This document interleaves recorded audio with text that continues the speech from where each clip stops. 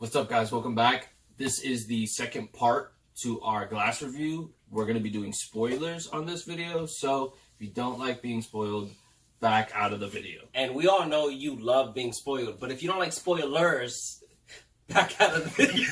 Ladies, we love to spoil. That's sexist. So, how about you take that back, sir? Listen, but for real, that is your spoiler warning. Go ahead. If you don't want anything to be spoiled, get out of the video. Or Get out. Beat it. Get out. Come back later. Or just wait 30 seconds. Nope, too long. Get back later. And if you don't care, let's continue. We need those 30 seconds. Yeah, you're right. So we're going to start off by talking about the story, and we're going to do more personal opinion. My personal opinion on the story, I did not like it, like, whatsoever. Like, at all. Yeah. Yeah, they messed up. They I mean, they really did. Like, if like, in this movie, what he was trying to do, I know you were saying, I'm in the spoiler free, like, you get it, you see it. I didn't. I didn't see the point of making two films. I really do feel like he made two movies. But again, that for me comes down to execution. I think, like, if you look at the movie, especially like at the end, I know some people either hate it or love it.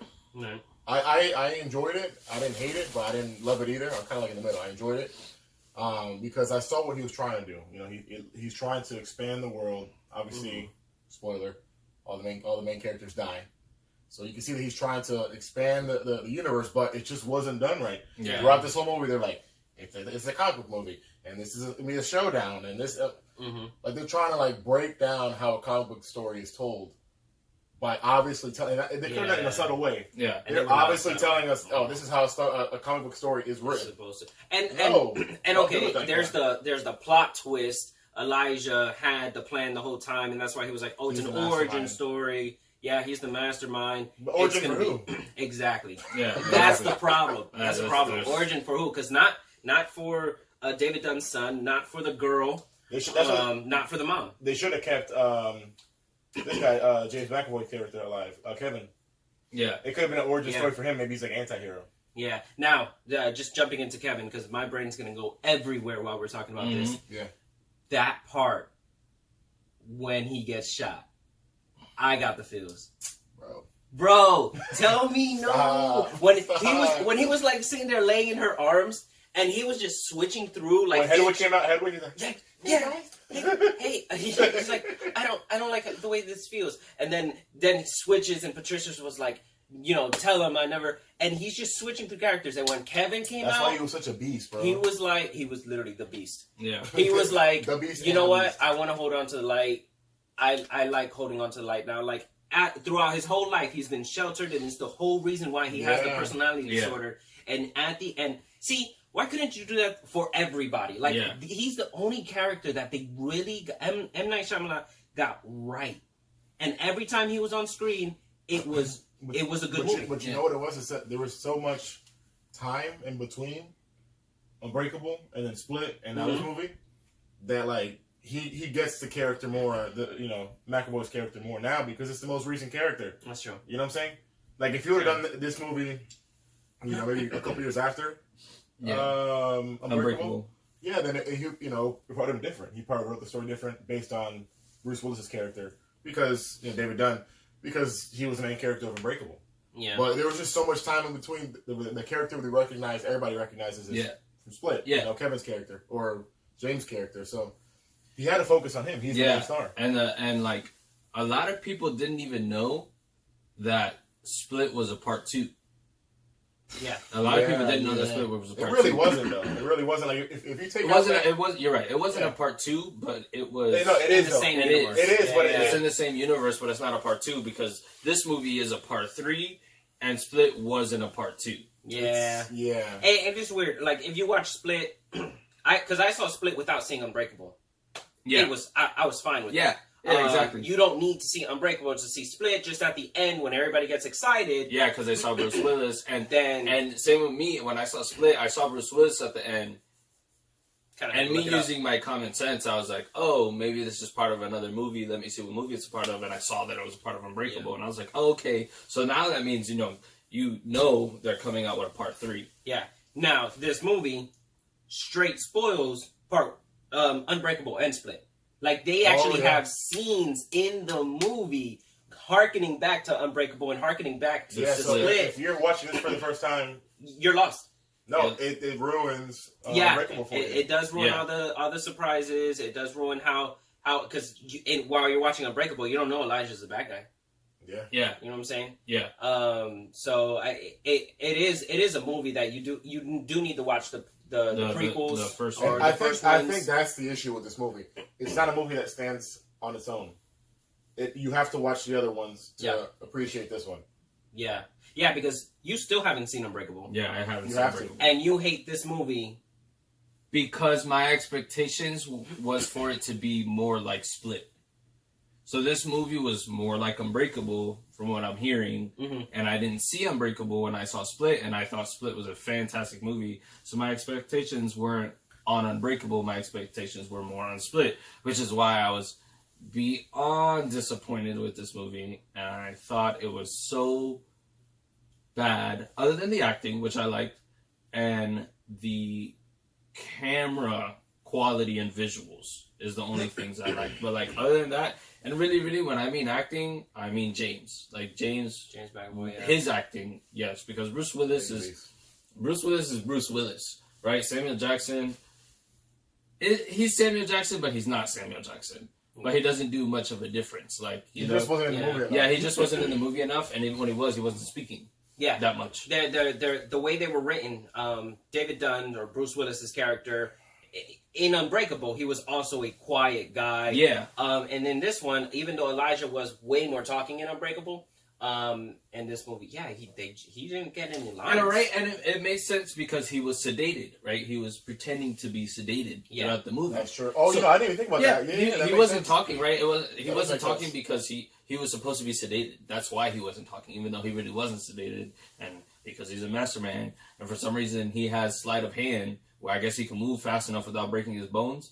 But if I go like this to him, that guy's on the floor. He's done. I don't get it. That didn't make no sense to me. So, Joe, dropping knowledge right now. I Yeah. didn't even think about any of that stuff. It doesn't make sense. It didn't make no sense. I mean, you think long enough about any movie, you start seeing the host. Yeah. The psychiatrist needs to go somewhere with her life, though. Yeah. I mean, through the movie, I was like, test. I was thinking that. We were talking about that before we started recording. Just test it. Like, show me that you can break something, and that's debunking. You're telling me I'm not a superhero. I'm going to bend this metal bar right now. Exactly. When she had Bruce Willis, James, and Samuel Jackson in the room, Bruce Willis was tied up to chains.